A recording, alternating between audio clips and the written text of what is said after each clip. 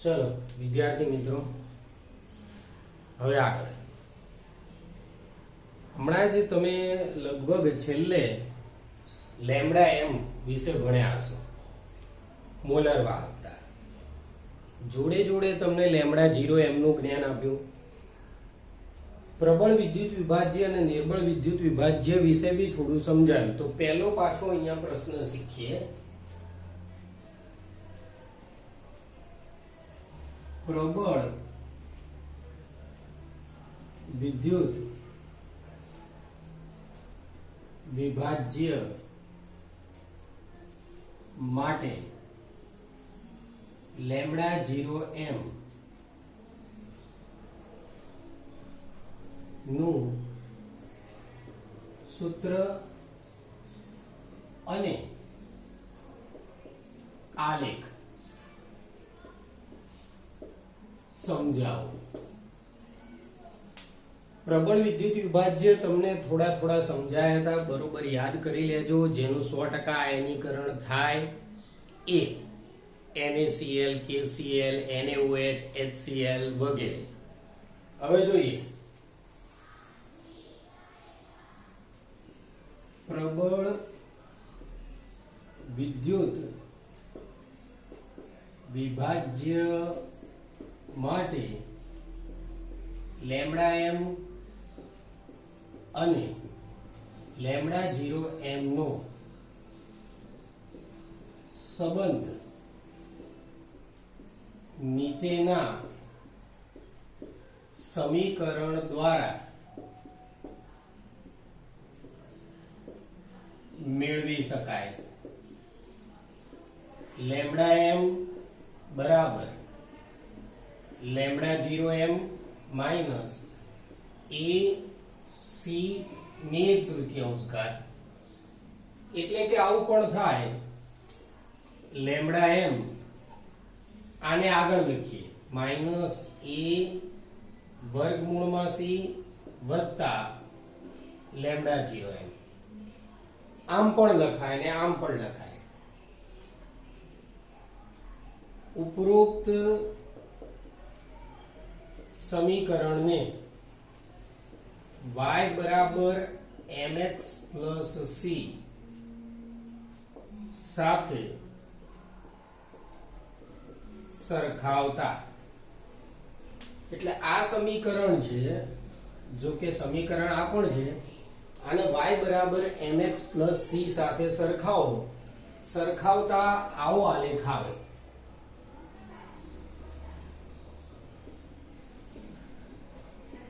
Lambda એમ વર્ગમૂળમાં c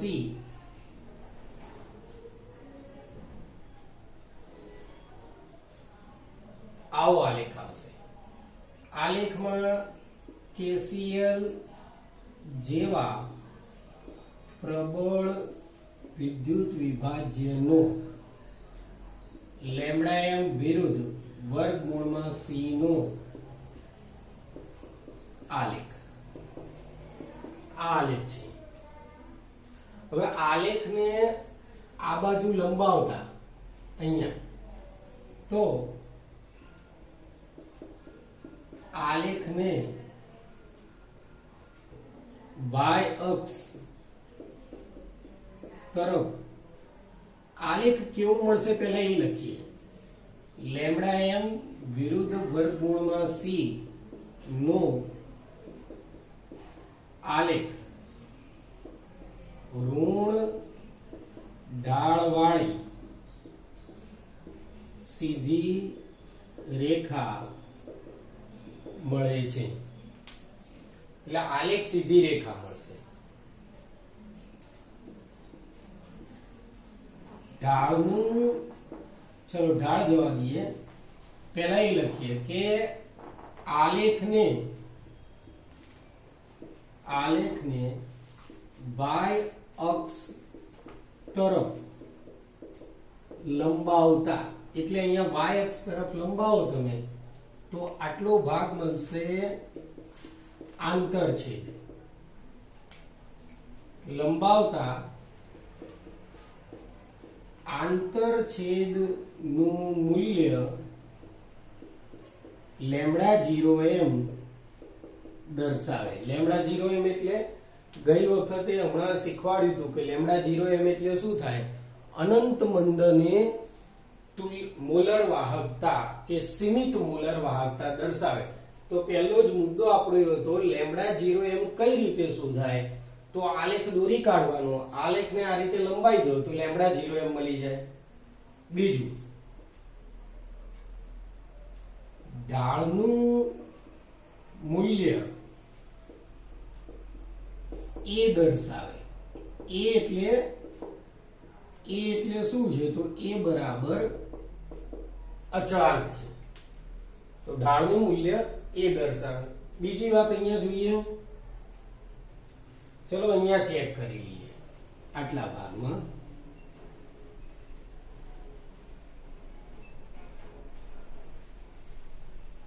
અહીંયા check કરી લઈએ. એનું મૂલ્ય દાખલા તરીકે NaCl હોય, KCl હોય. તો હવે જો NaCl માં Na પ્લસ ધન વીજભાર, Cl માઇનસ ઋણ વીજભાર, પ્લસ માઇનસ 1/1 એટલે કે ધન વીજભાર 1 ઋણ વીજભાર 1 1/1 હોય તો એ સરખું જ આવે. એટલે NaCl માટે જે એનું મૂલ્ય આવે એ જ મૂલ્ય KCl માટે આવે. હવે બીજું જોઈએ, એ જ રીતે એનું મૂલ્ય દાખલા તરીકે MgCl2 CaCl2 તો Mg માં વીજભાર કેટલો આવે? 2+. Cl માં કેટલો આવશે? 2+. અરે Ca માં 2+, Mg 2+, Ca પણ 2+. Cl શું હશે? -1. આમાં પણ -1. તો વીજભારનું પ્રમાણ અહીંયા લખીએ તો વીજભાર થશે 2/1. તો આ બંને માટે પણ એનું મૂલ્ય કેવું આવશે? સરખું આવશે. ટૂંકમાં વીજભાર ઉપર જોવા જવાનું 2/1 1/1 વાળામાં બધાનો એ સરખો, 2/1 વાળાનો બધાનો એ સરખો, કદાચ 1/2 હોય તો એ બધાનો એક સરખો. ટૂંકમાં ધન વીજભાર ને ઋણ વીજભારનો ગુણોત્તર જો સરખો હોય તો એનું મૂલ્ય કેવું આવશે? સરખું આવશે. તો આ તમારો પ્રશ્ન થયો પ્રબળ વિદ્યુત વિભાજ્ય માટે લેમ્બડા 0m નું મૂલ્ય અને સૂત્ર.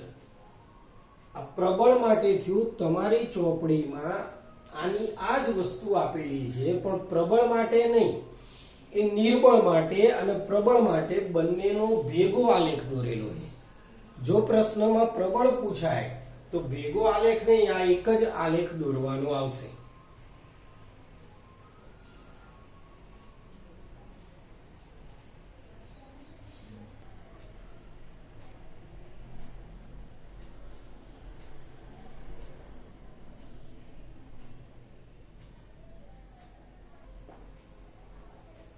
ચલો હવે જોઈએ થોડું એમને વાર્તા શીખીએ કે દાખલા તરીકે હમણાં તમને શીખવાડી દીધું લેમ્બડા m વર્ગમૂળમાં c. બે પ્રકારના વિદ્યુત વિભાજ્ય જો પ્રબળ વિદ્યુત વિભાજ્ય હોય જેમ કે NaCl KCl HCl તો આનો આલેખ કેવો આવશે? તો આનો આલેખ આવો ઋણ ઢાળ વાળી સીધી રેખા આવશે. પણ હવે એ જોઈએ પછી આપણે એ પણ શીખી ગયા હતા કે આ જે આંતરછેદ હોય એ આંતરછેદનું મૂલ્ય લેમ્બડા 0m મળે. એટલે ઇનડાયરેક્ટલી પ્રબળ વિદ્યુત વિભાજ્ય ઉપરથી લેમ્બડા 0m શોધી શકાય. પણ દાખલા તરીકે નિર્બળ વિદ્યુત વિભાજ્ય હોય, નિર્બળ વિદ્યુત વિભાજ્ય કયા? તો આગળ લખાય છે CH3COOH NH4OH વગેરે. હવે આના માટે આલેખ કદાચ દોરવામાં આવે, આ કોના માટે આલેખ હતો? તો અહીંયા લખી દઈએ KCl જેવા માટે. અને હવે નિર્બળ માટે આલેખ દોરવામાં આવે તો નિર્બળનો આલેખ આવો મળે CH3COOH. તો હવે જો પ્રબળમાં એક વસ્તુ શીખવાડી હતી, આલેખનો આટલો ભાગ, આટલા ભાગને શું કહેવાય? આટલા ભાગને કહેવાય આંતરછેદ.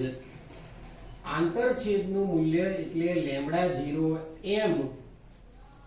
આંતરછેદ મળે એને જ લેમ્ડા 0 એમ કહેવાય. પણ એ કોના માટે મળ્યો? સીધી લાઈન. સીધી લાઈન એટલે કોનો આલેખ હતો? પ્રબળ માટે. પણ નિર્બળ માટે તો આંતરછેદ નહીં મળે. આ આલેખને તમે લંબાવો તો આમ જશે ઉપર, આ વળી આમ જશે. તો પછી આ તો ક્યારે y અક્ષને છેદશે નહીં કે આ x અક્ષને નહીં છેદે. તો એનો અર્થ CH3COOH જેવા નિર્બળ વિદ્યુત વિભાજ્ય માટે આંતરછેદ મેળવી શકાય નહીં. હવે ના મેળવી શકાય તો પછી આંતરછેદ ના મળે એનો અર્થ ઇનડાયરેક્ટલી આમાં આંતરછેદ મળતો તો એને લેમ્ડા 0 એમ કીધો. તો આલેખ ઉપરથી લેમ્ડા 0 એમ પણ નિર્બળ વિદ્યુત વિભાજ્ય માટે મેળવી શકાય નહીં. તો મુદ્દો ખાલી એટલો જ છે કે પ્રબળ માટે મેળવી શકાય, નિર્બળ માટે ના મેળવી શકાય. કેટલીક વાર આવો MCQ કે VSQ પૂછે છે. આવો આલેખ દોરેલો હોય લેમ્ડા m અને વર્ગમૂળમાં c, એક આવી લાઈન દોરી હોય, એક આવી લાઈન દોરી હોય, અહીંયા b a લખ્યો હોય, અહીંયા b, પછી ઓપ્શન આપ્યા હોય a બરાબર CH3COOH, b બરાબર KOH. તો આપણે ચેક કરવાનું. એ વાળી લાઈન જો તો સીધી લાઈન છે. સીધી લાઈન તો આ કેવો હોવો જોઈએ? પ્રબળ હોવો જોઈએ. અને આવી આડી લાઈન તો આ કેવો હોવો જોઈએ? નિર્બળ. તો ઓપ્શન એ ચેક કરો.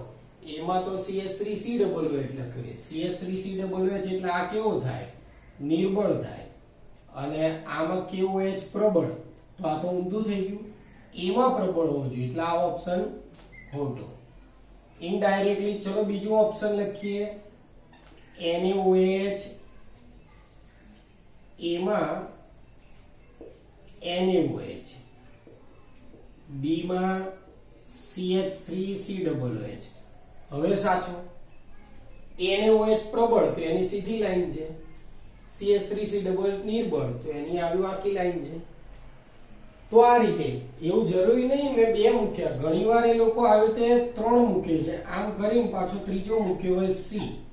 તો હવે આવી લાઈન આવે એટલે C પણ સમા ગણાય નિર્બળમાં. ટૂંકમાં આ બધા નિર્બળ વાળા ગણાય, આ બધા પ્રબળ વાળા ગણાય. પ્રબળનો લેમ્ડા 0 એમ મેળવી શકાય, નિર્બળનો ના મેળવી શકાય.